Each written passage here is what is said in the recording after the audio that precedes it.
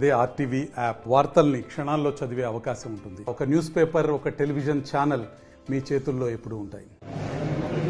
సింగరేణిలో రాజకీయ జోక్యం పెరిగిపోవడం వల్ల సింగరేణి దివాలా తీసే పరిస్థితికి వస్తూ ఉంది.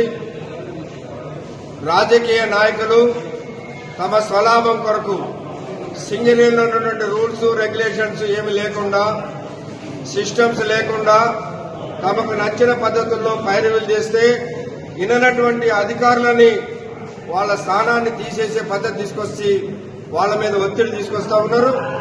గతంలో టీఆర్ఎస్ ప్రభుత్వం రాజకీయ జోక్యం వల్లే సింగరేణిలో ఒక్క ఏరియాలో కూడా టీఆర్ఎస్ ఎమ్మెల్యేలు గెలవలేదు. ఇవాళ కాంగ్రెస్ పార్టీ కూడా అదే పద్ధతి అవలంబిస్తే భవిష్యత్తులో అదే పరిస్థితి వచ్చేటువంటి ప్రమాదం ఉంటుంది. అంతేకాకుండా సింగరేణిలో ఏదైతే డబ్బు రావాలో సింగరేణికి గవర్నమెంట్ నుంచి, ఆ డబ్బు గురించి ఏ ప్రజాప్రతినిధి మాట్లాడడు. సింగరేణి మైన్స్కి రావాల్సిన పర్మిషన్స్ గురించి ఏ ప్రజాప్రతినిధి పట్టించుకోడు.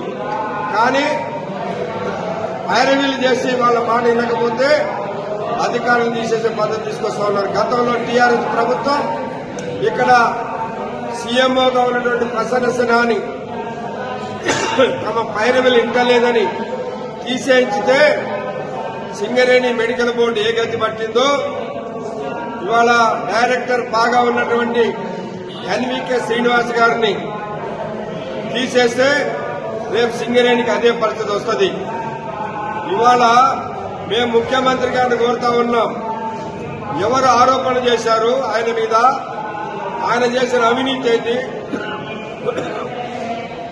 దాని మీద మీరు ఎంక్వైరీ జరిపేయండి. ఆయన మాకు తెలిసి 30 సంవత్సరాలుగా సింగరేణిలో పనిచేస్తున్నాడు. అవినీతి అనేది ఆయన చరిత్రలో లేదు. కాకపోతే ఆయన స్ట్రిక్ట్ గా ఉంటాడు. దానివల్ల ఇవాళ తీసేయడానికి వీళ్ళు ప్రయత్నం చేస్తున్నారు.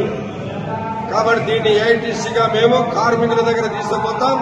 ఇవాళ ఆయన తీసేయడానికి కార్మిక సంఘాలు ఫిర్యాదు చేసినాయని మా మీద చెప్పడం అనేది పూర్తి అవాస్తవం.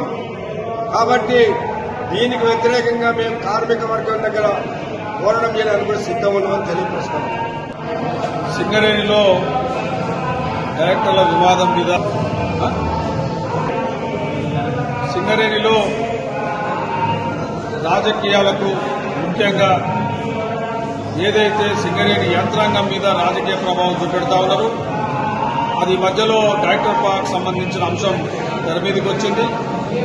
ఈరోజు రాజకీయ నాయకులు చెప్పినట్టు వినకపోవడం వల్ల ఈరోజు డైరెక్టర్ పార్క్ తీసేయడం అనేది దుర్మార్గమైన చర్య. ఇది ఇక్కడే కాదు, ఈరోజు ఎన్నికలు సింగరేణిలో పెట్టమనే పరిస్థితి దాపురించి మేము హైకోర్టుకు పోయి ఎన్నికలు పెట్టించుకునే పరిస్థితి వచ్చింది. దీనికి కూడా రాజకీయ కోణం ఉన్నది. ఈరోజు సర్టిఫికెట్ 9 నెలలుగా ఇవ్వకపోవడం అనేది కూడా రాజకీయ కోణమే. అదేవిధంగా ప్రతి ఏరియాలో ఈరోజు స్పోర్ట్స్ దాని మీద చిన్న చిన్న అంశాల మీద కూడా ఇన్వాల్వ్ కావడం, లేకపోతే వాళ్ళ సంబంధించిన ఏదైతే ఉన్నదో పనులు చేయించుకొని బలవంతంగా అధికారులను బెదిరియడం అనేది ఈరోజు చూస్తా ఉన్నాం. ఇలాంటి వీళ్ళు విడనాడకపోతే భవిష్యత్తులో గతంలో బీఆర్ఎస్ పార్టీకి ఎట్లయితే సింగరేణి ప్రాంతం మొత్తంలో డిపాజిట్ రాలేదో అదే పద్ధతిలో ఈరోజు కాంగ్రెస్ పార్టీ కూడా భారీ మూల్యం చెల్లించుకుంటుంది. అందుకని ముఖ్యమంత్రి గారు దీన్ని జోక్యం చేసుకోవాల్సిన అవసరం ఉంది. తర్వాత దీన్ని అవసరమైతే వాళ్ళు ఏసీబీ అంటారా, సిబిఐ అంటారా, విజిలెన్స్ ఎంక్వైరీ చేయండి. రుజువు అయితే దీన్ని మీరు ఏదైనా యాక్షన్ తీసుకోవచ్చు. కానీ ఈరోజు చిన్న చిన్న అనుమానాల మీద, లేకపోతే వాళ్ళు చెప్పినట్టు ఇంటర్వ్యూ అనేది అధికారులను ట్రాన్స్ఫర్ చేయడం వల్ల అధికారుల మనోభావాలు దెబ్బతిని ఈరోజు అది అడ్మినిస్ట్రేషన్ ఇబ్బంది అవుతుంది. ఈరోజు సింగరేణి 10 కాలాల పాటు ఉండాలంటే ఈరోజు అందరం కలిసికట్టుగా పనిచేయాల్సిన అవసరం ఉంది. అవసరమైతే దీన్ని కార్మికుల దగ్గర తీసుకుపోయి మిగతా సంఘాలతో కూడా మాట్లాడి ఒక ఐక్య పోరాటం చేయడానికి ఏఐటీసీ సిద్ధంగా ఉందని మేము తెలియజేస్తాం. మరిన్ని వీడియోస్ కోసం ఛానల్ ని సబ్స్క్రైబ్ చేయండి. లేటెస్ట్ అప్డేట్స్ కోసం వాట్సాప్ ఛానల్ ని ఫాలో చేయండి. అండ్ లింక్ డిస్క్రిప్షన్ లో ఉంది.